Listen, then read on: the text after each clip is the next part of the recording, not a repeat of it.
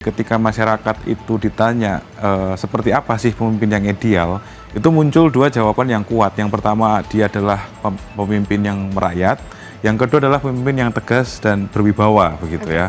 Presiden Prabowo dengan latar belakang militernya, dengan gestur-gestur politik atau juga pidato-pidatonya, masyarakat bisa melihat atau mengasosiasikan sosok Presiden Prabowo ini sebagai pemimpin yang tegas, pemimpin yang berwibawa. Ketika kita bicara indeks kepuasan kinerja, itu memang ini kan sebuah angka dari sejumlah indikator yang diukur dalam survei ini, begitu.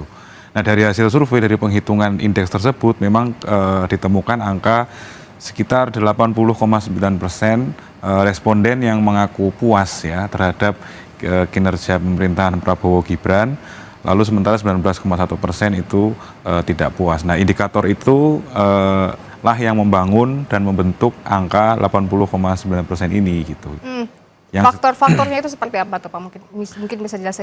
Iya, kalau kita bicara sekilas dulu ya, karena tadi kan juga sebenarnya kita dalam survei ini juga ditanyakan alasan-alasannya begitu ya.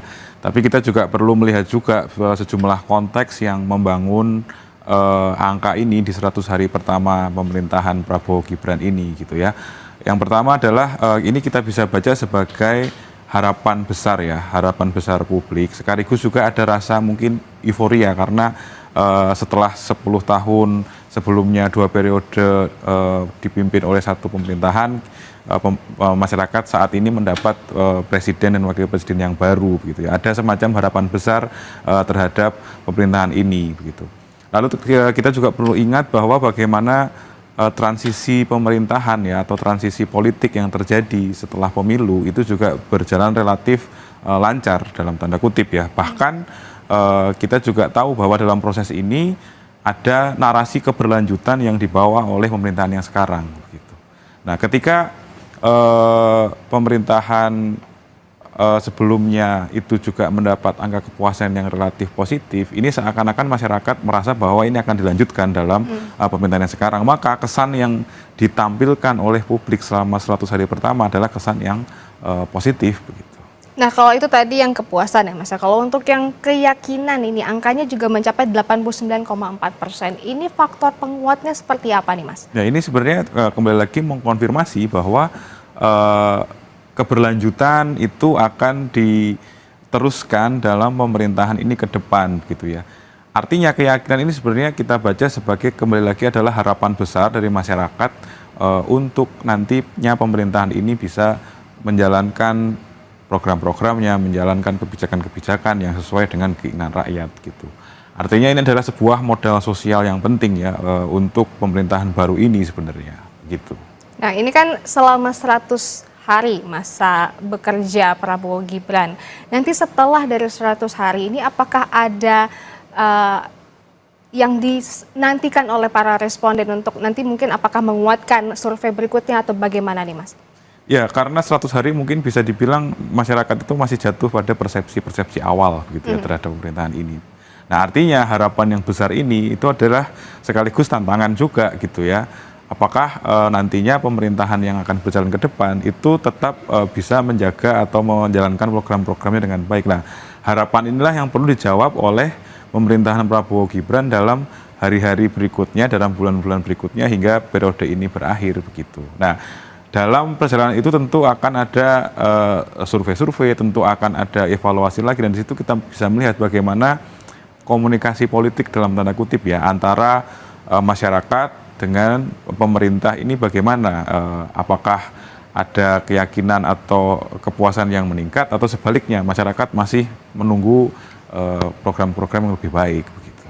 Tapi kalau dari sisi kepemimpinan yang merakyat nih Mas, apa sih yang dipandang oleh responden sehingga faktor ini mendapat kepuasan sebesar 80,9%? Baik. Sebenarnya kita bisa baca tidak hanya di survei ini ya, kita kan melakukan survei yang cukup panjang dan tiap kali kita melakukan survei ketika masyarakat itu ditanya seperti apa sih pemimpin yang ideal, itu muncul dua jawaban yang kuat. Yang pertama dia adalah pemimpin yang merakyat, yang kedua adalah pemimpin yang tegas dan berwibawa begitu ya. Nah, ketika kita bicara sosok pemimpin yang merakyat, itu tentu tidak hanya soal gestur-gestur politik, tapi juga tentu kebijakan-kebijakan yang diambil. kebijakan-kebijakan yang diambil dekat dengan isu rakyat keseharian, terutama rakyat masyarakat kelas menengah bawah, itu membuat seorang pemimpin dipandang sebagai pemimpin yang merakyat, begitu ya. Oke. Apalagi kalau memang pemerintahan ini dipandang sebagai keberlanjutan dari pemerintahan sebelumnya kan. Karena di periode sebelumnya kan pemerintahan Jokowi itu juga dipandang sebagai sosok pemimpin yang merakyat, gitu. Nah, yang kedua kita bisa lihat bahwa memang Presiden Prabowo dengan latar belakang militernya, dengan gestur-gestur politik atau juga pidato-pidatonya, masyarakat bisa melihat atau mengasosiasikan sosok Presiden Prabowo ini sebagai pemimpin yang tegas, pemimpin yang berwibawa. Nah, dua bangunan inilah yang akhirnya membuat angka ini bisa relatif tinggi ya. Dan itu menjadi alasan yang kedua ini terbesar ya Mas, 18,1%. Nah, tapi kalau kita melihat untuk alasan yang terbanyak di tiga nih Mas, sering mendapatkan bansos. Ini kan program-program yang tentu saja disajikan oleh Prabowo Gibran gitu kan ya. Ini bisa dijelaskan, ini juga tinggi loh, 14,4% Mas. Ya, kita harus juga ingat bahwa struktur masyarakat di Indonesia itu kan relatif lebih banyak masih di kelas menengah dan terutama menengah bawah gitu ya.